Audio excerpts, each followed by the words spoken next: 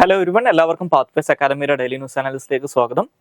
ഇന്ന് നമ്മൾ ഡിസ്കസ് ചെയ്യുന്ന topics Bharat Ratna, Vaibhav fellowship programme, CEPI, pulsar, horizon 2047, India France relations.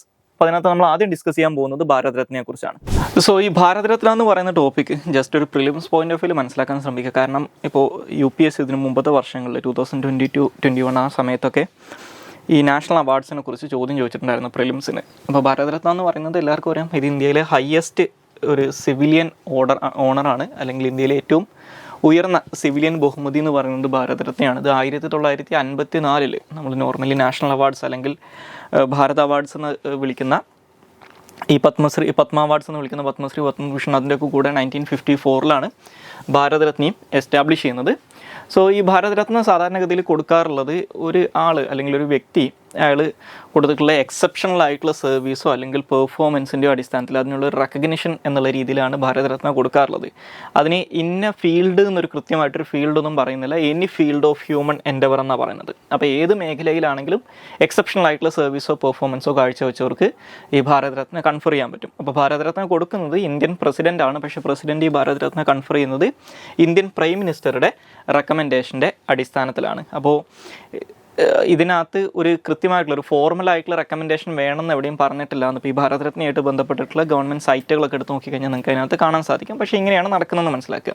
ഇനി അതുപോലെ തന്നെ ഭാരത് രത്നക്കകത്ത് കൃത്യമായിട്ട് ഒരു വർഷം എത്ര ആൾക്കാർക്ക് ഒരു ഭാരത് രത്ന കൊടുക്കാം എന്നുള്ളതിന് കൃത്യമായിട്ടുള്ള ഒരു ലിമിറ്റേഷനും ഈ 54 ഇതുമായിട്ട് ബന്ധപ്പെട്ട് ഇറങ്ങിയിട്ടുള്ള ഗവൺമെൻറ് ഓർഡേഴ്സിൽ പറയുന്നുണ്ട്. അപ്പോൾ അതിനകത്ത് പറയുന്നത് മാക്സിമം ഒരു വർഷം 3 പേർക്ക് മാത്രമേ ഭാരത് രത്ന കൊടുക്കാൻ പാടുള്ളൂ എന്ന് പറയുന്നുണ്ട്. അതുപോലെ തന്നെ എല്ലാ വർഷവും ഭാരത് രത്ന കൊടുത്തിരിക്കണമെന്ന് നിർബന്ധമില്ല, ചില വർഷങ്ങളിൽ അത് കൊടുക്കാതിരിക്കാറും ഉണ്ട്. ഇനി അതുപോലെ തന്നെ ഈ ഭാരത് രത്നയുടെ മറ്റൊരു പ്രത്യേകത എന്ന് പറയുന്നത് ഇതിന് യാതൊരു തരത്തിലുള്ള മോണിറ്ററി ഗ്രാൻറ്റും ഇതിൻ്റെ കൂടെ ലഭിക്കില്ല. അതായത് ഇപ്പോൾ ഈ പറയുന്ന പ്രശസ്തി പത്രം, ഒരു ഫലകം എന്നല്ലാതെ ഇതിൻ്റെ കൂടെ മോണിറ്ററി അവാർഡ്സ് ഒന്നും അല്ലെങ്കിൽ ഏതെങ്കിലും തരത്തിലുള്ള ഇത്ര എമൗണ്ട് ഓഫ് മണി ഒന്നും ഇതിൻ്റെ കൂടെ കിട്ടില്ല എന്ന് മനസ്സിലാക്കുക. അതുപോലെ തന്നെ ഇന്ത്യൻ കോൺസ്റ്റിറ്റ്യൂഷൻ്റെ ആർട്ടിക്കിൾ 18 അനുസരിച്ച് ഇന്ത്യയിൽ ടൈറ്റിൽസ് അബോളിഷ് ചെയ്തിട്ടുള്ളതുകൊണ്ട് തന്നെ ഭാരത് രത്ന ഒരിക്കലും ഒരു പ്രിഫിക്സോ സഫിക്സോ ആയിട്ട്, അതായത് ഭാരത് രത്ന ഹോൾഡേഴ്സ് ആയിട്ടുള്ള ആളുകൾ ഒരിക്കലും അവരുടെ പേരിൻ്റെ മുൻപോ അല്ലെങ്കിൽ പേരിൻ്റെ ശേഷമോ ഈ ഭാരത് രത്ന എന്നുള്ള വാക്ക് ഉപയോഗിക്കാൻ പാടില്ല എന്നുണ്ട്. പക്ഷേ അവർ കൊടുക്കുന്ന ലെറ്റർ ഹെഡ്സ് അല്ലെങ്കിൽ അവരുടെ വിസിറ്റിംഗ് കാർഡ്സിലൊക്കെ ഇവർ ഭാരത് രത്ന ഹോൾഡേഴ്സ് ആണ് അല്ലെങ്കിൽ ഇന്ത്യൻ പ്രസിഡൻ്റ് അടുത്ത് നിന്ന് ഭാരത് രത്ന കിട്ടിയിട്ടുള്ള ഒരാളാണെന്ന് മെൻഷൻ ചെയ്യാം എന്നല്ലാതെ ഇത് പേരിൻ്റെ കൂടെ പ്രിഫിക്സോ സഫിക്സോ ആയിട്ട് ഉപയോഗിക്കാൻ പാടില്ല എന്ന് കൃത്യമായിട്ടുള്ള ഗൈഡ് ലൈൻസിനകത്ത് പറയുന്നുണ്ട്. ഇനി ഇന്ത്യയിൽ 1954 ഭാരത് രത്ന ഫസ്റ്റ് ടൈം കൊടുക്കുന്ന സമയത്ത് ഇതിൻ്റെ ഫസ്റ്റ് ടൈം ഭാരത് രത്ന അവാർഡീസ് ആയിട്ട് മാറിയിട്ടുണ്ടായിരുന്നു, അല്ലെങ്കിൽ ഇത് ലഭിച്ചിട്ടുള്ളത് ഒന്ന് ഇന്ത്യയുടെ പിന്നീട് ഇന്ത്യൻ പ്രസിഡൻ്റായിട്ട് മാറിയിട്ടുള്ള S. രാധാകൃഷ്ണനാണ്, അതുപോലെ തന്നെ CV രാമൻ, അതുപോലെ തന്നെ ചക്രവർത്തി രാജഗോപാലാചാരി അല്ലെങ്കിൽ C. രാജഗോപാലാചാരി എന്ന് പറയുന്ന ഇന്ത്യയിലെ അവസാനത്തെ ഗവർണർ ജനറൽ. ഈ 3 പേർക്കുമാണ് ഫസ്റ്റ് ടൈം ഭാരത് രത്ന കിട്ടുന്നത്. ഇനി ഭാരത് രത്നയുടെ കേസിൽ അത് ഇന്ത്യക്കാർക്ക് മാത്രമേ കൊടുക്കാവൂ എന്നുള്ള നിർബന്ധവുമില്ല. ഇപ്പോൾ ഉദാഹരണത്തിന് ഇന്ത്യൻ സിറ്റിസൺ ആയിരുന്നെങ്കിൽ ഒരു നാച്ചുറലൈസ്ഡ് ഇന്ത്യൻ സിറ്റിസൺ ആയിട്ടുള്ള മദർ തെരേസക്ക് ഇത് കിട്ടിയിട്ടുണ്ട്. ഇന്ത്യക്കാരി തന്നെയായിരുന്നു. പക്ഷേ ഇന്ത്യക്കാരല്ലാത്ത ഖാൻ അബ്ദുൽ ഗാഫർ ഖാൻ ഇത് കൊടുത്തിട്ടുണ്ട്. അതുപോലെ തന്നെ നെൽസൺ മണ്ടേലക്കും ഇത് കൊടുത്തിട്ടുണ്ട്. ഇന്ത്യക്കാർക്ക് മാത്രമേ ഭാരത് രത്ന കൊടുക്കാവൂ എന്നുള്ള റൂൾ ഇല്ല എന്ന് മനസ്സിലാക്കുക. വിദേശികളായിട്ടുള്ള ആളുകൾക്കും, ഇപ്പോൾ ഖാൻ അബ്ദുൽ ഗാഫർ ഖാനും അതുപോലെ തന്നെ നെൽസൺ മണ്ടേലയാണ് അതിനുള്ള എക്സാമ്പിൾ, വിദേശികൾക്കും ഇത് കൊടുക്കാം എന്ന് മനസ്സിലാക്കുക. ഇനി രണ്ടാമതായിട്ട് ഡിസ്കസ് ചെയ്യാനുള്ള ടോപ്പിക്ക് വൈഭവ് ഫെലോഷിപ്പ് പ്രോഗ്രാമാണ്. ഇതും ഒരു പ്രിലിംസ് പോയിന്റ് ഓഫ് വ്യൂ മനസ്സിലാക്കേണ്ട ഒരു ടോപ്പിക്കാണ്. ഈ വൈഭവ് ഫെലോഷിപ്പ് പ്രോഗ്രാം അല്ലെങ്കിൽ ഈ വൈഭവ് എന്നുള്ളതുകൊണ്ട് ഉദ്ദേശിക്കുന്നത് the Vaishvik Bharatiya Vaigyanik fellowship programme എന്നാണ് ഇതിൻ്റെ ഫുൾ ഫോം. അപ്പോൾ ഇതിൻ്റെ പർപ്പസ് അല്ലെങ്കിൽ ഇത് ഇംപ്ലിമെൻറ്റ് ചെയ്യുന്നത് നമ്മുടെ മിനിസ്ട്രി ഓഫ് സയൻസ് ആൻഡ് ടെക്നോളജിയുടെ കീഴിൽ വരുന്ന ഡിപ്പാർട്ട്മെൻറ്റ് ഓഫ് സയൻസ് ആൻഡ് ടെക്നോളജിയാണ്. ഈ പേര് സൂചിപ്പിക്കുന്നത് പോലെ തന്നെ ഇതൊരു ഫെലോഷിപ്പ് പ്രോഗ്രാമാണ്. അതായത് ഇന്ത്യയിൽ വന്ന് റിസർച്ച് കണ്ടക്ട് ചെയ്യുന്നതിന് വേണ്ടിയിട്ട് ഗവൺമെൻറ് ഓഫ് ഇന്ത്യ കൊടുക്കുന്ന ഒരു ഫെലോഷിപ്പാണിത്. ഇത് ആർക്കാണ് കൊടുക്കുന്നത് അല്ലെങ്കിൽ എന്തിനാണ് കൊടുക്കുന്നതെന്ന് വെച്ച് കഴിഞ്ഞാൽ ഇന്ത്യൻ ഒറിജിൻ ആയിട്ടുള്ള ആളുകൾ, അതായത് ഇന്ത്യയിൽ ഇപ്പോൾ താമസിക്കാത്ത ഇന്ത്യൻ ഒറിജിൻ ആയിട്ടുള്ള അല്ലെങ്കിൽ NRIs ആയിട്ടുള്ള ഇന്ത്യൻ സിറ്റിസൺസ് ആയിട്ടുള്ള പക്ഷേ വിദേശത്ത് സെറ്റിൽ ചെയ്തിട്ടുള്ള അല്ലെങ്കിൽ OCI കാർഡ് ഹോൾഡേഴ്സ് ആയിട്ടുള്ള persons of Indian origin card holders ആയിട്ടുള്ള റിസർച്ചേഴ്സ്, അതായത് വിദേശ രാജ്യങ്ങളിൽ വളരെ പ്രധാനപ്പെട്ട ഫീൽഡുകളിൽ റിസർച്ച് ആക്ടിവിറ്റീസിൽ എൻഗേജ് ചെയ്തിരിക്കുന്ന റിസർച്ചേഴ്സിനാണ് ഇത് കൊടുക്കുക. അപ്പോൾ എല്ലാ വിദേശികൾക്കും ഇത് കിട്ടില്ല. ഇന്ത്യൻ ഒറിജിൻ ആയിട്ടുള്ളതോ അല്ലെങ്കിൽ NRIs ആയിട്ടുള്ള വിദേശ രാജ്യങ്ങളിൽ സെറ്റിൽ ചെയ്ത അവിടെ പ്രധാനപ്പെട്ട ഫീൽഡുകളിൽ റിസർച്ച് കണ്ടക്ട് ചെയ്യുന്ന ആളുകൾക്കാണ് ഈ ഫെലോഷിപ്പ് കൊടുക്കുക. അപ്പോൾ ഇതിലൂടെ ഉദ്ദേശിക്കുന്നത് അങ്ങനെയുള്ള ആളുകളെ ഇന്ത്യയിൽ ഏകദേശം സെലക്ട് ചെയ്തിട്ടുള്ള 18ഓളം നോളേജ് വേർട്ടിക്കിൾസ് ഉണ്ട്. Okay, quantum technology, health, pharma, electronics, agriculture, energy, computer science എന്നൊക്കെ പറഞ്ഞിട്ട് 18ഓളം ഫീൽഡുകൾ സെലക്ട് ചെയ്തിട്ടുണ്ട്. ആ ഫീൽഡുകളിൽ ഇന്ത്യയിൽ വന്ന് റിസർച്ച് നടത്താൻ, ഇന്ത്യയിലുള്ള റിസർച്ച് ഇൻസ്റ്റിറ്റ്യൂഷൻസുമായിട്ട് കൊളാബറേറ്റ് ചെയ്തുകൊണ്ട് ഇന്ത്യയിൽ വന്ന് റിസർച്ച് നടത്താൻ ഈ കാറ്റഗറിയിൽ പെടുന്ന ആളുകൾക്ക് കൊടുക്കുന്ന ഫെലോഷിപ്പാണ് ഈ വൈഭവ് ഫെലോഷിപ്പ് പ്രോഗ്രാം എന്ന് പറയുന്നത്. അപ്പോൾ ഇതിനകത്ത് 75 സെലക്റ്റഡ് ഫെലോസിനാണ് ഈ ഫെലോഷിപ്പ് കൊടുക്കുന്നത്. അപ്പോൾ ഇതിനകത്ത് പറയുന്ന കണ്ടീഷൻ എന്ന് പറയുന്നത് ബേസിക്കലി ഇന്ത്യക്കകത്ത് ഐഡൻറ്റിഫൈ ചെയ്തിട്ടുള്ള, നേരത്തെ സൂചിപ്പിച്ചതുപോലെ ഇന്ത്യക്കകത്ത് ഐഡൻറ്റിഫൈ ചെയ്തിട്ടുള്ള ഇൻസ്റ്റിറ്റ്യൂഷൻസിലാണ് ഇവരൊരു കൊളാബറേറ്റീവ് പ്രൊജക്റ്റായിട്ട് ഈ ഫെലോഷിപ്പ് ഉപയോഗിച്ചുകൊണ്ട് റിസർച്ച് കണ്ടക്ട് ചെയ്യേണ്ടത്. അപ്പോൾ അതിലൂടെ ഇന്ത്യയിലെ സയൻസ് ആൻഡ് ടെക്നോളജി സെക്ടറിന് അല്ലെങ്കിൽ ഇന്ത്യയിലെ റിസർച്ച് ആൻഡ് ഡെവലപ്മെൻറ്റ് സെക്ടറിന് ഒരു ബൂസ്റ്റ് ആകും. അതായത് അവർക്ക് അവരുടെ എക്സ്പീരിയൻസ് ഷെയർ ചെയ്യാൻ പറ്റും. ഇങ്ങനെയുള്ള അഡ്വാൻറ്റേജസ് ഒക്കെ ഇന്ത്യക്ക് ഉള്ളതുകൊണ്ടാണ് ഈ ഒരു കാര്യത്തിന് ഇന്ത്യ പ്രൊമോട്ട് ചെയ്യുന്നത്. അപ്പോൾ ഇതിനകത്ത് ഇവർ റിസർച്ച് നടത്തേണ്ട ടൈം പീരീഡും പറയുന്നുണ്ട്. അതായത് ഒരു വർഷത്തിൽ 2 മാസം വരെ, അപ് ടു 2 months വരെ ഇവർക്ക് ഈ ഒരു ഫെലോഷിപ്പ് ഉപയോഗിച്ചുകൊണ്ട് ഇന്ത്യയിൽ റിസർച്ച് നടത്താം. അങ്ങനെ 3 വർഷം വരെ ഇത് ചെയ്യാൻ പറ്റും. അതായത് 2 മാസം വെച്ചിട്ട് 3 പ്രാവശ്യമായിട്ട് അല്ലെങ്കിൽ 3 വർഷത്തേക്ക് ഇത് ചെയ്യാൻ പറ്റും. മൊത്തം 6 months. അപ്പോൾ ഇതിനകത്ത് ഈ ഫെലോഷിപ്പിനകത്ത് പറയുന്നത് ഏകദേശം 4 ലക്ഷം രൂപ പെർ മന്ത് ഈ ഫെലോഷിപ്പിൻ്റെ ഭാഗമായിട്ട് ഇവർക്ക് കിട്ടും. അതുപോലെ തന്നെ ഇവർക്കുള്ള international and domestic travel, accommodation, അതുമായിട്ട് ബന്ധപ്പെട്ടുള്ള മറ്റുള്ള കണ്ടിൻജൻസീസ്, ഈ കാര്യങ്ങളെല്ലാം തന്നെ ഈ റിസർച്ചേഴ്സിന് ഗവൺമെൻറ് ഓഫ് ഇന്ത്യ പ്രൊവൈഡ് ചെയ്യും. അപ്പോൾ ഞാൻ നേരത്തെ പറഞ്ഞതിൻ്റെ പർപ്പസ് എന്ന് പറയുന്നത് ഈ വൈഭവ് ഫെലോഷിപ്പ് കിട്ടിയിട്ടുള്ള ആളുകൾ നമ്മുടെ ഇന്ത്യയിലുള്ള അവരുടെ കൗണ്ടർ പാർട്സുമായിട്ട് അല്ലെങ്കിൽ അവർ ഇന്ത്യയിൽ റിസർച്ച് ഈ ഫെലോഷിപ്പ് ഉപയോഗിച്ചുകൊണ്ട് റിസർച്ച് കണ്ടക്ട് ചെയ്യുന്ന ഇന്ത്യയിലെ ഇൻസ്റ്റിറ്റ്യൂഷൻസുമായിട്ട് അവിടെയുള്ള ഫാക്കൽറ്റീസുമായിട്ട് കൊളാബറേറ്റ് ചെയ്തുകൊണ്ട് ഈ പറയുന്ന ഒരു എക്സ്പീരിയൻസ് അല്ലെങ്കിൽ ഈ പറയുന്ന റിസർച്ച് ആൻഡ് ഡെവലപ്മെൻറ്റിനകത്ത് ഇന്ത്യക്കാരെ സഹായിക്കുക എന്നുള്ളതാണ്, അല്ലെങ്കിൽ ഇന്ത്യയിലുള്ള റിസർച്ച് ഇൻസ്റ്റിറ്റ്യൂഷൻസിന് അതിനകത്തൊരു ഇൻസൈറ്റ് കൊടുക്കുക എന്നുള്ളതാണ് ഇതിൻ്റെ പർപ്പസ് എന്ന് പറയുന്നത്. ഇനി നമുക്ക് അടുത്തതായിട്ട് ഡിസ്കസ് ചെയ്യാനുള്ള ടോപ്പിക് എന്ന് പറയുന്നത് CEPI അല്ലെങ്കിൽ coalition for epidemic preparedness and innovation ആണ്. ഇതും ഒരു പ്രിലിംസ് പോയിന്റ് ഓഫ് വ്യൂ ഇപ്പോൾ മനസ്സിലാക്കേണ്ട ഒരു ടോപ്പിക്കാണ്. സോ ഈ CEPI എന്ന് പറയുന്നത് ഒരു ഗ്ലോബൽ ലെവലിലുള്ള ഇന്നൊവേറ്റീവ് പാർട്ട്ണർഷിപ്പാണ്. അതായത് ഗ്ലോബൽ ലെവലിൽ പബ്ലിക് എൻറ്റിറ്റീസ്, അതുപോലെ തന്നെ പ്രൈവറ്റ് ഇൻഡിവിജ്വൽസ് അല്ലെങ്കിൽ പ്രൈവറ്റ് എൻറ്റിറ്റീസ്, ഫിലാന്ത്രോപ്പിക് ആയിട്ടുള്ള ഇൻസ്റ്റിറ്റ്യൂഷൻസ്, സിവിൽ സൊസൈറ്റി ഓർഗനൈസേഷൻസ്, ഇവരെല്ലാവരെയും കൂടി ഒരുമിച്ച് കൊണ്ടുവരുന്ന ഒരു ഇന്നൊവേറ്റീവ് ഗ്ലോബൽ പാർട്ട്ണർഷിപ്പാണ് CEPI എന്ന് പറയുന്നത്. അപ്പോൾ ഇതിൻ്റെ പർപ്പസ് എന്ന് പറയുന്നത് ഈ എമേർജിങ് ആയിട്ടുള്ള ഇൻഫെക്ഷസ് ഡിസീസസ് ഉണ്ടാവും. അതുപോലെ തന്നെ ഈ എമേർജിങ് ആയിട്ടുള്ള ഇൻഫെക്ഷസ് ഡിസീസസിനെതിരായിട്ട് ഫൈറ്റ് ചെയ്യുന്നതിന് വേണ്ടിയിട്ട് വാക്സിൻസ് ഡെവലപ്പ് ചെയ്യുക. അതുപോലെ തന്നെ സാധാരണക്കാരായിട്ടുള്ള ആളുകൾക്ക്, അല്ലെങ്കിൽ ഇപ്പോൾ ഈ വാക്സിനേഷൻസിൻ്റെ ഒക്കെ ഒരു പ്രധാനപ്പെട്ട പ്രശ്നം ഇപ്പോൾ COVID-19 ഒക്കെ സമയത്ത് ഫേസ് ചെയ്തിട്ടുണ്ടായിരുന്നത് ലീസ്റ്റ് ഡെവലപ്ഡ് ആയിട്ടുള്ള രാജ്യങ്ങൾ അല്ലെങ്കിൽ പോവർട്ടി സ്ട്രിക്റ്റൻ ആയിട്ടുള്ള രാജ്യങ്ങൾക്ക് ഈ വാക്സിനിലേക്കുള്ള ആക്സസ് വളരെ ഡിലേഡ് ആയിട്ടാണ് അല്ലെങ്കിൽ വളരെ ലേറ്റ് ആയിട്ടാണ് കിട്ടുക. അതായത് അപ്പോൾ അതിനകത്ത് ഈ വാക്സിൻ ഡിപ്ലോയ്മെൻറ്റിനകത്ത് അല്ലെങ്കിൽ വാക്സിൻസിൻ്റെ യൂസേജിനകത്തൊരു ഇക്വാലിറ്റി ഇല്ല, അല്ലെങ്കിൽ വാക്സിൻസ് എല്ലാ ആളുകൾക്കും ഒരേപോലെ അവൈലബിൾ ആവുന്നില്ല. അപ്പോൾ ഇങ്ങനെയുള്ള ഒരു equitable access to the vaccines enable ചെയ്യുക എന്നുള്ള കാര്യമാണ് ഇതിൻ്റെ ഒരു ലക്ഷ്യമായിട്ട് പറയുന്നത്. ഓക്കെ, എമേർജിങ് ആയിട്ടുള്ള ഇൻഫെക്ഷസ് ഡിസീസസിന് അഗെയിൻസ്റ്റ് ആയിട്ടുള്ള വാക്സിൻസ് ഡെവലപ്പ് ചെയ്യുക, ആ വാക്സിൻസിലേക്ക് എല്ലാവർക്കും ഇക്വിറ്റബിൾ ആയിട്ടുള്ള ആക്സസ് കൊടുക്കുക എന്നുള്ളതാണ് ഇതിൻ്റെ ലക്ഷ്യമായിട്ട് പറയുന്നത്. സോ ഇത് 2017 വേൾഡ് എക്കണോമിക് ഫോറത്തിൻ്റെ ആ വർഷത്തെ 2017 ആനുവൽ സമ്മിറ്റ് നടക്കുന്ന സമയത്താണ് ഇത് ലോഞ്ച് ചെയ്യുന്നത്. അപ്പോൾ ഇതിനകത്ത് ഇനീഷ്യലി ഏകദേശം $460 മില്യൺ ആയിരുന്നു ഇതിൻ്റെ ഇനീഷ്യൽ ഇൻവെസ്റ്റ്മെൻറ്റ് എന്ന് പറയുന്നത്. അപ്പോൾ ഇതിനകത്ത് പാർട്ട്നേഴ്സ് ആയിട്ടുള്ള ആളുകൾ എന്ന് പറയുന്നത് ഒന്ന് നോർവേ, ജപ്പാൻ, ജർമ്മനി എന്നീ 3 രാജ്യങ്ങൾ, അതുപോലെ തന്നെ വെൽക്കം ട്രസ്റ്റ് എന്ന് പറയുന്ന ട്രസ്റ്റ്, അതുപോലെ തന്നെ ഈ മൈക്രോസോഫ്റ്റിൻ്റെ സ്ഥാപകനായിട്ടുള്ള ബിൽ ഗേറ്റ്സിൻ്റെ ഒരു ഫിലാന്ത്രോപ്പിക് ഇനീഷ്യേറ്റീവ് ആയിട്ടുള്ള ദ ഗേറ്റ്സ് ഫൗണ്ടേഷൻ അല്ലെങ്കിൽ bill and Melinda gate foundation എന്ന് പറയും. ഇവരൊക്കെ ആയിരുന്നു ഇതിൻ്റെ ഫൗണ്ടിങ് മെമ്പേഴ്സ് എന്ന് പറയുന്നത്. പിന്നീട് അതേ വർഷം തന്നെ 2017 അവസാനമാകുമ്പോഴേക്കും ഇന്ത്യയും ഇതിനകത്ത് ജോയിൻ ചെയ്തിട്ടുണ്ട്. അപ്പോൾ അത് വളരെ പ്രധാനപ്പെട്ട ഒരു പോയിൻ്റാണ്. ഇന്ത്യ ഇതിനകത്തൊരു മെമ്പറാണെന്ന് മനസ്സിലാക്കുക. പക്ഷേ ഒരു ഫൗണ്ടിങ് മെമ്പർ അല്ല, ലേറ്റസ്റ്റ് സ്റ്റേജിലാണ് നമ്മൾ ജോയിൻ ചെയ്യുന്നത്. അപ്പോൾ ഇത്തരത്തിൽ ചില രാജ്യങ്ങളും ചില ഫിലാന്ത്രോപ്പിക് ഇനിഷ്യേറ്റീവ്സുമാണ് ഇതിനകത്ത് നിലവിൽ പാർട്ട്നേഴ്സ് ആയിട്ടുള്ളതെന്ന് മനസ്സിലാക്കുക. ഇനി ഇവർ പ്രധാനമായിട്ടും ഇപ്പോൾ ഈ വാക്സിൻ ഡെവലപ്മെൻറ്റിനകത്ത് ഫോക്കസ് ചെയ്യുന്ന ചില ഏരിയാസ് അല്ലെങ്കിൽ ചില രോഗങ്ങൾ ഏതൊക്കെയാണെന്ന് വെച്ച് കഴിഞ്ഞാൽ നമ്മുടെ വേൾഡ് ഹെൽത്ത് ഓർഗനൈസേഷൻ 2018 പബ്ലിഷ് ചെയ്തിട്ടുള്ള ഒരു ബ്ലൂ പ്രിൻറ്റ് പ്രയോറിറ്റി ഡിസീസസ് എന്ന് പറയുന്ന ഒരു ലിസ്റ്റ് ഓഫ് ഡിസീസസ് ഉണ്ട്. അപ്പോൾ ആ ഡിസീസസിനകത്തുള്ള വാക്സിൻ ഡെവലപ്മെൻറ്റിനാണ് ഇവരിപ്പോൾ പ്രാധാന്യം കൊടുക്കുന്നത്. അപ്പോൾ അതിനകത്ത് പറയുന്നത് ഈ ബ്ലൂ പ്രിൻറ്റ് പ്രയോറിറ്റി ഡിസീസസിനകത്ത് പറയുന്ന ഡിസീസസ് എന്ന് പറയുന്നത് Middle East respiratory syndrome related corona virus അല്ലെങ്കിൽ MERS-CoV എന്ന് പറയും. അതുപോലെ തന്നെ the severe acute respiratory syndrome corona virus 2 SARS-CoV-2 എന്ന് പറയും, നിപ്പ വൈറസ്, അതുപോലെ തന്നെ ലാസ ഫീവർ വൈറസ്, അതുപോലെ തന്നെ റിഫ്റ്റ് വാലി ഫീവർ വൈറസ്, അതുപോലെ തന്നെ ചിക്കൻ ഗുനിയ വൈറസ്. ഇത്രയും വൈറസസിനെയാണ് ഈ ബ്ലൂ പ്രിൻറ്റ് പ്രയോറിറ്റി ഡിസീസസിനകത്ത് പറയുന്നത്. ഇനി ഈ ബ്ലൂ പ്രിൻറ്റ് പ്രയോറിറ്റി ഡിസീസസ് ഞാൻ പറഞ്ഞു 2018 ആ ഒരു സമയത്ത് വന്നിട്ടുള്ളതാണ്. അപ്പോൾ അതിനകത്ത് WHO മെൻഷൻ ചെയ്യുന്ന മറ്റൊരു കാര്യമാണ് ഡിസീസ് എക്സ് എന്ന് പറയുന്നത്. അപ്പോൾ എന്താണ് ഡിസീസ് എക്സ് എന്ന് ചോദിച്ചു കഴിഞ്ഞാൽ ഇതൊരു ഹൈപ്പോത്തറ്റിക്കൽ ആയിട്ടുള്ള അൺനോൺ പാത്തജിൻ ആണ്. അതായത് ഈ 2018 ഇത് പ്രഖ്യാപിക്കുന്ന സമയത്ത് നമ്മൾ ഫ്യൂച്ചറിൽ എപ്പോഴെങ്കിലും ലോകത്തിൽ വലിയ രീതിയിൽ പാൻഡമിക് ഉണ്ടാക്കാൻ സാധ്യതയുള്ള ഒരു പാത്തജിൻ വരികയാണെങ്കിൽ, അല്ലെങ്കിൽ ഒരു പാത്തജിനുമായിട്ട് ബന്ധപ്പെട്ടുള്ള ഡിസീസ് വരികയാണെങ്കിൽ അതിനുള്ള കാര്യം കൂടി ഇതിനകത്ത് മെൻഷൻ ചെയ്യുന്നുണ്ട്. സോ നമ്മുടെ COVID-19 ഒക്കെ വേണമെങ്കിൽ നമുക്ക് ഈ ഒരു ഡിസീസ് എക്സ് ആയിട്ട് വേണമെങ്കിൽ കൺസിഡർ ചെയ്യാം. അതായത് ഒരു ഫ്യൂച്ചറിൽ വരാൻ സാധ്യതയുള്ള ഒരു പാത്തജിനെ കുറിച്ചാണ് ഡിസീസ് എക്സ് ആയിട്ട് WHO 2018 മെൻഷൻ ചെയ്തിട്ടുണ്ടായിരുന്നത്. COVID-19 വരുന്നത് അതിന് ശേഷം 2019 അവസാനത്തിലാണ്.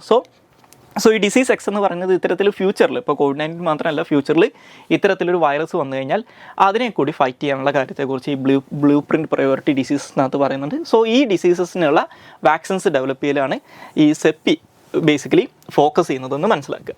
ഇനി നമുക്ക് അടുത്തതായിട്ട് ഡിസ്കസ് ചെയ്യാനുള്ള ടോപ്പിക് എന്ന് പറയുന്നത് പൾസേഴ്സ് ആണ്. സോ പൾസേഴ്സ്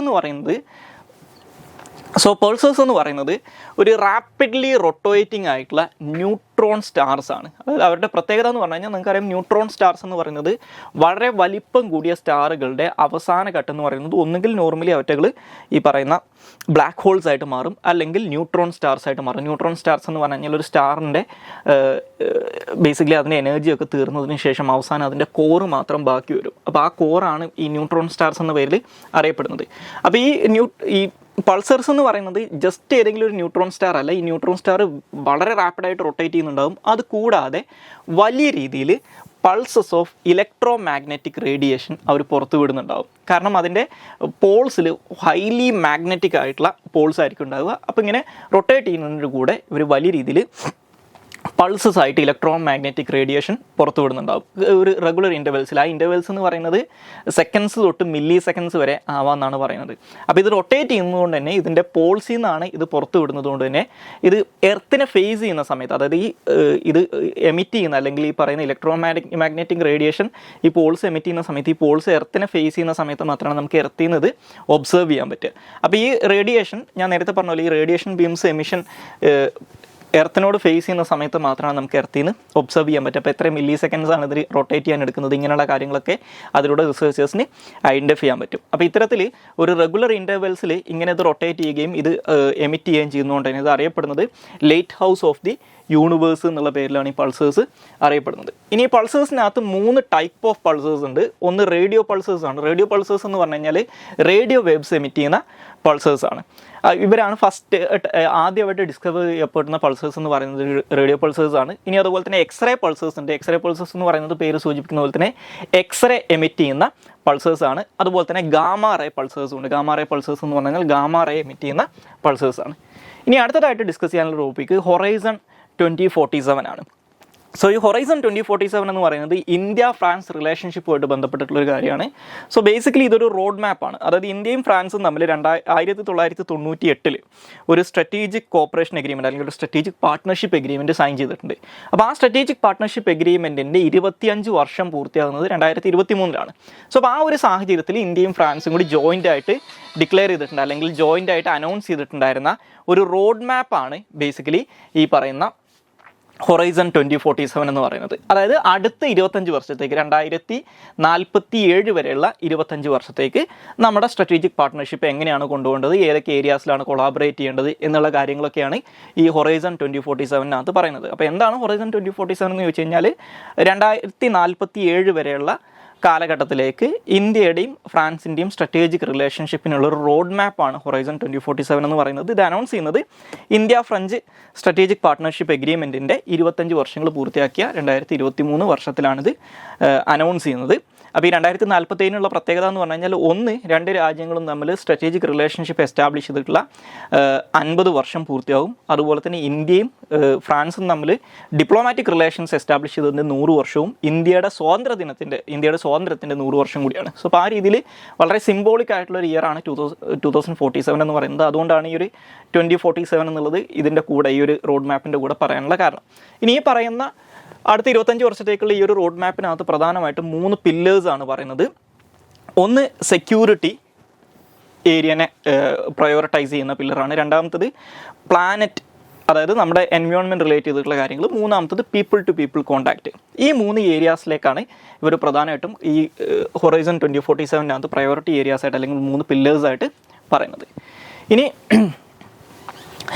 അടുത്തതായിട്ട് ഡിസ്കസ് ചെയ്യാനുള്ള ടോപ്പിക് എന്ന് പറയുന്നത് ഇന്ത്യ ഫ്രാൻസ് റിലേഷനാണ്. ഇപ്പോൾ ഈ ഹൊറൈസൺ 2047 ഒക്കെ ഒരു കോണ്ടെക്സ്റ്റിലും അതുപോലെ തന്നെ ഇപ്പോൾ നമ്മുടെ ഈ വർഷത്തെ റിപ്പബ്ലിക് ഡേ പരേഡിനുള്ള ചീഫ് ഗസ്റ്റ് എന്ന് പറയുന്നത് ഫ്രാൻസിൻ്റെ പ്രസിഡൻ്റ് ആണ്. സോ അപ്പോൾ ആ ഒരു കോണ്ടെക്സ്റ്റിലും വളരെ ഇമ്പോർട്ടൻ്റ് ആയിട്ടുള്ള ഒരു ടോപ്പിക്കാണ് ഇന്ത്യ ഫ്രാൻസ് റിലേഷൻസ് എന്ന് പറയുന്നത്. നമ്മുടെ GS പേപ്പർ 2 വരുന്ന IR റിലേറ്റ് ചെയ്തിട്ടുള്ള ഒരു മെയിൻ ടോപ്പിക്കാണെന്ന് മനസ്സിലാക്കുക. സോ ഇന്ത്യ ഫ്രാൻസ് റിലേഷൻസിൻ്റെ ഒരു ഹിസ്റ്റോറിക്കൽ ബാക്ക്ഗ്രൗണ്ട് നോക്കിക്കഴിഞ്ഞാൽ നമുക്കൊരു കൊളോണിയൽ പീരീഡ് തൊട്ട് ഇന്ത്യയുമായിട്ട് ഫ്രാൻസിന് ഒരു നല്ല റിലേഷൻ ഉണ്ടെന്ന് വേണമെങ്കിൽ നമുക്ക് പറയാൻ പറ്റും. അതായത് ഇനീഷ്യലി ഒരു കൊളോണിയൽ എൻറ്റിറ്റി ആയിട്ടാണ് ഫ്രാൻസും ഇന്ത്യയിൽ വരുന്നതെങ്കിലും പിന്നീട് ബ്രിട്ടീഷുകാരുടെ കടന്നുവരവിന് ശേഷം അല്ലെങ്കിൽ ബ്രിട്ടീഷുകാരും ഫ്രാൻസും തമ്മിലുണ്ടായിരുന്ന പ്രശ്നങ്ങളുടെ പേരിൽ ഫ്രഞ്ചുകാർ എന്ത് ചെയ്യുന്നുണ്ട്, ഇന്ത്യയിലുള്ള ആൻറ്റി ബ്രിട്ടീഷ് മൂവ്മെൻറ്റുകളെ സപ്പോർട്ട് ചെയ്യുന്നുണ്ട്. അപ്പോൾ അതിനകത്ത് ഏറ്റവും പ്രൈമറി എക്സാമ്പിളാണ് മൈസൂർ സ്റ്റേറ്റിനെ അല്ലെങ്കിൽ ടിപ്പു സുൽത്താൻ്റെ സമയത്ത് മൈസൂർ സ്റ്റേറ്റിനെ ബ്രിട്ടീഷുകാർക്ക് എഗെയിൻസ്റ്റ് ആയിട്ട് ഫൈറ്റ് ചെയ്യുന്നതിന് വേണ്ടി ഇപ്പോൾ ആംഗ്ലോ മൈസൂർ വാറുകളിലൊക്കെ ഫ്രാൻസുകാർ സഹായിച്ചതായിട്ട് നമുക്ക് കാണാൻ സാധിക്കും. അതുപോലെ തന്നെ 1947 ഇന്ത്യക്ക് സ്വാതന്ത്ര്യം കിട്ടുന്ന സമയത്ത് അതേ വർഷം തന്നെ ഇന്ത്യയും ഫ്രാൻസും തമ്മിൽ ഫോർമലായിട്ടുള്ള ഡിപ്ലോമാറ്റിക് റിലേഷൻസ് എസ്റ്റാബ്ലിഷ് ചെയ്യുന്നുണ്ട്. അതുപോലെ തന്നെ ഇന്ത്യ ഇനീഷ്യലി തൊട്ട് തന്നെ വളരെ പ്രധാനപ്പെട്ട പല കാര്യങ്ങളും ഫ്രാൻസ് ഹെൽപ്പ് ചെയ്യുന്നതും നമുക്ക് കാണാൻ സാധിക്കും. പിന്നീട് 1954 ഇന്ത്യയിലുണ്ടായിരുന്ന ഫ്രഞ്ച് ടെറിട്ടറീസ്, ഇപ്പോൾ പുതുച്ചേരി ഉൾപ്പെടെയുള്ള ഫ്രഞ്ച് ടെറിട്ടറീസ് വളരെ പീസ്ഫുൾ ആയിട്ടുള്ള രീതിയിൽ ഇന്ത്യക്ക് ഹാൻഡ് ഓവർ ചെയ്തിട്ട് അവർ ഇന്ത്യയിൽ നിന്ന് വിഡ്രോ ചെയ്യുന്നുണ്ട്. ഇപ്പോൾ പോർച്ചുഗീസുകാരുടെ ഒക്കെ പോലെ നമുക്കൊരു യുദ്ധത്തിലേക്ക് പോകേണ്ട ആവശ്യം വരാതെ പീസ്ഫുൾ ആയിട്ട് തന്നെ അവരവരുടെ ഇന്ത്യയിലുള്ള ഓവർസീസ് ടെറിട്ടറീസ് ഇന്ത്യക്ക് ഹാൻഡ് ഓവർ ചെയ്യുന്നത് നമുക്ക് കാണാൻ സാധിക്കും. പിന്നീട് 1998 ഇന്ത്യയും ഫ്രാൻസും തമ്മിൽ ഒരു സ്ട്രാറ്റജിക് പാർട്ട്ണർഷിപ്പ് എഗ്രിമെൻറ്റ് സൈൻ ചെയ്യുന്നുണ്ട്. സോ ഈ സ്ട്രാറ്റജിക് പാർട്ട്ണർഷിപ്പ് എഗ്രിമെൻറ്റിൻ്റെ പ്രത്യേകത എന്താണെന്ന് വെച്ച് കഴിഞ്ഞാൽ നമ്മൾ ഇന്ത്യ ആദ്യമായിട്ട് for the very first time India ഒരു സ്ട്രാറ്റജിക് പാർട്ട്ണർഷിപ്പ് എഗ്രിമെൻറ്റ് സൈൻ ചെയ്യുന്നത് 98 ഈ ഒരു എഗ്രിമെൻറ്റിലൂടെയാണ്. അതായത് ഇന്ത്യ ആദ്യമായിട്ട് ഒരു സ്ട്രാറ്റജിക് പാർട്ട്ണർഷിപ്പ് എഗ്രിമെൻറ്റ് സൈൻ ചെയ്തിട്ടുള്ളത് ഫ്രാൻസുമായിട്ടാണെന്ന് മനസ്സിലാക്കുക. ഇനി നമ്മൾ തമ്മിലുള്ള റിലേഷൻസിൻ്റെ മറ്റുള്ള ആസ്പെക്ട്സ് നോക്കിക്കഴിഞ്ഞാൽ ഇപ്പോൾ ഇന്ത്യ ഫ്രാൻസ് റിലേഷൻസിൻ്റെ വേറെ പ്രധാനപ്പെട്ട ഏരിയയാണ് ഡിഫൻസ് കോപ്പറേഷൻ എന്ന് പറയുന്നത്. ഇപ്പോൾ കാലാകാലങ്ങളിൽ ഒരു 1950s തൊട്ട് ഇന്ത്യയിലെ one of the major defence സപ്ലയേഴ്സിൽ ഒരാളാണ് ഫ്രാൻസ് എന്ന് പറയുന്നത്, എസ്പെഷ്യലി ഫൈറ്റർ ജെറ്റ്സിൻ്റെ ഒക്കെ കേസിൽ. ഇപ്പോൾ അതിനകത്ത് ഇപ്പോഴത്തെ ഈ പ്രസൻറ്റ് സിനാരിയോകൾ നമ്മൾ നോക്കുകയാണെങ്കിൽ പ്രധാനമായിട്ടും ഫ്രാൻസിൻ്റെ കയ്യിൽ നിന്ന് റീസെൻ്റ്ലി നമ്മൾ പർച്ചേസ് ചെയ്തിട്ടുള്ള ഒരു ബിഗ് ടിക്കറ്റ് ഐറ്റംസ് എന്ന് പറയാൻ പറ്റുന്ന കാര്യങ്ങൾ എന്ന് പറയുന്നത് ഒന്ന് ഈ ഇന്ത്യയിൽ വെച്ച് നിർമ്മിക്കുന്ന സ്കോർപിയൻ ക്ലാസ് സബ്മറീൻസ് ആണ്. അത് നമ്മുടെ മഹാരാഷ്ട്ര ബേസ് ചെയ്തിട്ടുള്ള മാസഗോൺ ഡോക്സ് ലിമിറ്റഡ് ആണ് നിർമ്മിക്കുന്നതെങ്കിലും ഫ്രഞ്ച് ടെക്നോളജീസ് യൂസ് ചെയ്തിട്ടാണ് അല്ലെങ്കിൽ ഒരു ഫ്രഞ്ച് കമ്പനിയായിട്ട് കൊളാബറേറ്റ് ചെയ്തിട്ടാണ് നമ്മളിത് നിർമ്മിക്കുന്നത്. ഈ ഡീസൽ ഇലക്ട്രിക് സബ്മറീൻ ആയിട്ടുള്ള സ്കോർപിയൻ ക്ലാസ് സബ്മറീൻസ്, അതുപോലെ തന്നെ ഇന്ത്യയുടെ ന്യൂക്ലിയർ ട്രയഡിൻ്റെ ഒക്കെ ഒരു ഭാഗമാണെന്ന് കണക്കാക്കപ്പെടുന്ന ഇന്ത്യയുടെ one of the most important land attack എയർക്രാഫ്റ്റുകളൊന്നായിട്ടുള്ള മിറാഷ് 2000, അതുപോലെ തന്നെ ഇപ്പോൾ റീസെൻ്റ്ലി പർച്ചേസ് ചെയ്തിട്ടുള്ള ഇപ്പോൾ ഇന്ത്യയുടെ ഡിഫൻസ് സെക്ടറിനകത്ത് റീസെൻ്റ്ലി നടന്നിട്ടുള്ള ഏറ്റവും പ്രധാനപ്പെട്ട പർച്ചേസുകളൊന്നായിട്ടുള്ള റഫേൽ ഫൈറ്റർ എയർക്രാഫ്റ്റ്, ഇതെല്ലാം തന്നെ ഫ്രാൻസിൽ നിന്നാണ് നമ്മൾ വാങ്ങിച്ചിട്ടുള്ളത്.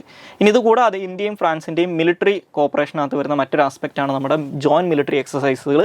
അപ്പോൾ നമ്മുടെ 3 സർവീസസുമായിട്ടും ഫ്രാൻസിന് ജോയിൻറ്റ് മിലിറ്ററി എക്സസൈസുകളുണ്ട്. ഇപ്പോൾ നേവിയുമായിട്ട് വരുണ എന്ന് പറയുന്ന എക്സസൈസ് ഉണ്ട്, എയർഫോഴ്സുമായിട്ട് ഗരുഡ, അതുപോലെ തന്നെ ആർമിയുമായിട്ട് ശക്തി എന്ന് പറയുന്ന എക്സസൈസുകളൊക്കെ ഫ്രാൻസ് കണ്ടക്ട് ചെയ്യുന്നുണ്ട്. ഇനി അതുപോലെ തന്നെ നമ്മളുടെ എക്കണോമിക് കോപ്പറേഷൻ നോക്കിക്കഴിഞ്ഞാൽ ഇപ്പോൾ 2021 വരെയുള്ള ഒരു കണക്കുകൾ നോക്കുകയാണെങ്കിൽ 2021 കണക്കുകൾ അനുസരിച്ച് ഇന്ത്യയും ഫ്രാൻസും തമ്മിലുള്ള ബൈലാറ്ററൽ ട്രേഡ് എന്ന് പറയുന്നത് അത് ഗുഡ്സിൻ്റെ കേസിലാണെങ്കിൽ സാധനങ്ങളുടെ കേസിലാണെങ്കിൽ ഒരു $13.4 billion bilateral trade goods trade നടക്കുന്നുണ്ട്. അതുപോലെ തന്നെ അത് കൂടാതെ ഒരു $6.3 ബില്യൺ സർവീസിനകത്തുള്ള ട്രേഡും നടക്കുന്നുണ്ട്. അതായത് ടോട്ടൽ ഏകദേശം ഒരു 19 ട്രില്യൺ അല്ലെങ്കിൽ എറൗണ്ട് ഒരു $20 ബില്യൺ ട്രേഡ് ആനുവൽ ട്രേഡ് ഇന്ത്യയും ഫ്രാൻസും തമ്മിൽ നടക്കുന്നുണ്ടെന്ന് മനസ്സിലാക്കുക. അതുപോലെ തന്നെ ഫ്രാൻസ് എന്ന് പറയുന്നത് 2021 കണക്കുകൾ അനുസരിച്ച് ഇന്ത്യയുടെ 11th ലാർജസ്റ്റ് ഫോറിൻ ഇൻവെസ്റ്ററാണ്.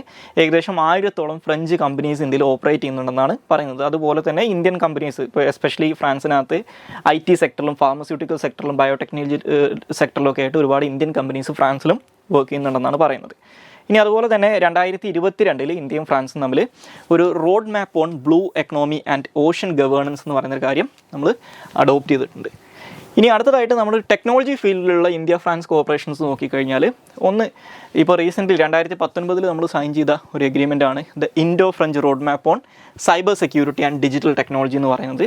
അതുപോലെ തന്നെ ഇപ്പോൾ സ്പേസ് സെക്ടറിലാണെങ്കിൽ ഇന്ത്യയുടെ സ്പേസ് മിഷൻ അതായത് നമ്മുടെ ISR ഒക്കെ എസ്റ്റാബ്ലിഷ് ചെയ്യുന്നതിന് മുമ്പ് തന്നെ ഇന്ത്യയുടെ സ്പേസ് സെക്ടറിനെ സഹായിക്കുന്ന രീതിയിൽ ഫ്രാൻസുമായിട്ട് നമ്മൾ ഒരുപാട് എഗ്രിമെൻറ്റുകൾ സൈൻ ചെയ്തിട്ടുണ്ട്. ഇപ്പോൾ ഇന്ത്യയുടെ ഇപ്പോഴത്തെ നിലവിലുള്ള ISROയുടെ പല ലോഞ്ച് സൈറ്റുകളും നമ്മൾ എസ്റ്റാബ്ലിഷ് ചെയ്തിട്ടുള്ളത്, അല്ലെങ്കിൽ സ്പേസ് പോർട്ടുകൾ എസ്റ്റാബ്ലിഷ് ചെയ്തിട്ടുള്ളത് ഫ്രാൻസിൻ്റെ കൂടി സഹായത്തോട് കൂടിയിട്ടാണ്. അതുപോലെ തന്നെ ഇപ്പോഴും നമ്മുടെ ഹെവി സ്പേസ് ക്രാഫ്റ്റുകൾ, ഇപ്പോൾ ഈ GSLV ഉപയോഗിച്ചുകൊണ്ട് നമുക്ക് ലോഞ്ച് ചെയ്യാൻ പറ്റാത്ത അത്രയധികം ഭാരം കൂടിയിട്ടുള്ള സ്പേസ് ക്രാഫ്റ്റുകൾ, ഇപ്പോൾ GSAT പെടുന്ന ചില സാറ്റലൈറ്റുകളൊക്കെ നമ്മൾ ഈ അടുത്ത കാലം വരെ ലോഞ്ച് ചെയ്തുകൊണ്ടിരുന്നത് ഒരു ഫ്രഞ്ച് പ്രൈവറ്റ് ഫേമായിട്ടുള്ള ഒരു ഈ ഇത്തരത്തിലുള്ള പ്രൈവറ്റ് ലോഞ്ചസ് ഒക്കെ അല്ലെങ്കിൽ കോൺട്രാക്ട് ലോഞ്ചസ് ഒക്കെ നടത്തുന്ന ഫ്രഞ്ച് പ്രൈവറ്റ് ഫേം ഉണ്ട്. അവരുടെ അരിയാന 5 എന്ന് പറയുന്ന ലോഞ്ച് വെഹിക്കിൾ ഉപയോഗിച്ചിട്ടാണ് ലോഞ്ച് ചെയ്തുകൊണ്ടിരുന്നത്. ഇപ്പോൾ അത് ഈ അരിയാന 5 റിട്ടയർ ചെയ്തുകൊണ്ടാണ് ഇപ്പോൾ റീസെൻ്റ്ലി അടുത്ത നമ്മുടെ GSAT സാറ്റലൈറ്റ് സ്പേസ് എക്സിൻ്റെ ഫാൽക്കൺ 9 യൂസ് ചെയ്തുകൊണ്ട് ലോഞ്ച് ചെയ്യാൻ തീരുമാനിച്ചിട്ടുള്ളത്. അപ്പോൾ ഇത്രയും കാലം നമ്മൾ യൂസ് ചെയ്തുകൊണ്ടിരുന്നത് ഫ്രഞ്ച് ലോഞ്ച് വെഹിക്കിൾ ആയിട്ടുള്ള അരിയാന 5 ആയിരുന്നു. അതുപോലെ തന്നെ ഇന്ത്യയുടെ പല ഹെവി സാറ്റലൈറ്റുകൾ നമ്മൾ ലോഞ്ച് ചെയ്യാറുള്ളത് ഫ്രാൻസിൻ്റെ കൺട്രോളിലുള്ള ഫ്രഞ്ച് ഗിയാന എന്ന് പറയുന്ന സ്ഥലത്തുള്ള അവിടുത്തെ ലോഞ്ച് പ്ലാറ്റ്ഫോമിൽ നിന്നാണ്. ഇനി നമ്മൾ ന്യൂക്ലിയർ എനർജി ടെക്നോളജിയിലുള്ള കോപ്പറേഷൻ നോക്കിക്കഴിഞ്ഞാൽ 2008 ഇന്ത്യയും ഫ്രാൻസും തമ്മിൽ ഒരു സിവിൽ ന്യൂക്ലിയർ എഗ്രിമെൻറ്റ് സൈൻ ചെയ്തിട്ടുണ്ട്. അതുപോലെ തന്നെ അതിനുശേഷം ഇന്ത്യയും ഫ്രാൻസും തമ്മിൽ സൈൻ ചെയ്തൊരു എഗ്രിമെൻ്റ് അനുസരിച്ച് മഹാരാഷ്ട്രയിലുള്ള ജയ്താപൂരിൽ ഒരു 6 ന്യൂക്ലിയർ പവർ റിയാക്ടേഴ്സ് ബിൽഡ് ചെയ്യാൻ ഫ്രാൻസും ഇന്ത്യയും തമ്മിൽ ധാരണയായിട്ടുണ്ടായിരുന്നു. അതിൻ്റെ വർക്കൊന്നും സ്റ്റാർട്ട് ചെയ്തിട്ടില്ല, പക്ഷേ ഇങ്ങനൊരു എഗ്രിമെൻറ്റ് നമ്മൾ തമ്മിലുണ്ടെന്ന് മനസ്സിലാക്കുക. അപ്പോൾ ഈ ഒരു ജയ്താപൂർ ന്യൂക്ലിയർ പവർ പ്ലാന്റ് കൺസ്ട്രക്ട് ചെയ്ത് അത് ഓപ്പറേഷണലൈസ് ചെയ്ത് കഴിഞ്ഞാൽ, നിലവിലെ സാഹചര്യത്തിൽ അത് വൺസ് ഓപ്പറേഷണലൈസ് ചെയ്ത് കഴിഞ്ഞാൽ ലോകത്തിലെ ഏറ്റവും അധികം ഔട്ട്പുട്ടുള്ള ന്യൂക്ലിയർ പവർ പ്ലാന്റ് എന്ന് പറയുന്നത് ജയ്താപൂർ ന്യൂക്ലിയർ പവർ പ്ലാന്റ് ആയിരിക്കും എന്നാണ് പറയുന്നത്. ഇപ്പം നിലവിലുള്ളത് ജപ്പാനിലെ ഏതോ ന്യൂക്ലിയർ പവർ പ്ലാന്റ് ആണ്, പക്ഷേ ജയ്താപൂർ വൺസ് ഓപ്പറേഷണലൈസ് ചെയ്ത് കഴിഞ്ഞാൽ അതായിരിക്കുമെന്നാണ് പറയുന്നത്. ഇനി അതുകൂടാതെ ഗ്രീൻ ഹൈഡ്രജൻ സെക്ടറിലും ഇന്ത്യയും ഫ്രാൻസും തമ്മിൽ ഒരു റോഡ് മാപ്പ് സൈൻ ചെയ്തിട്ടുണ്ട്. Indo French road map four decarbonised hydrogen എന്ന് പറയുന്ന ഒന്ന് 2022 ഇന്ത്യയും ഫ്രാൻസും തമ്മിൽ സൈൻ ചെയ്തിട്ടുണ്ട്. സോ ഇത്രയും കാര്യങ്ങളാണ് ഇന്നത്തെ ഡെയിലി ന്യൂസ് അനാലിസിനകത്ത് ഡിസ്കസ് ചെയ്യാനുള്ളത്. Thank you all.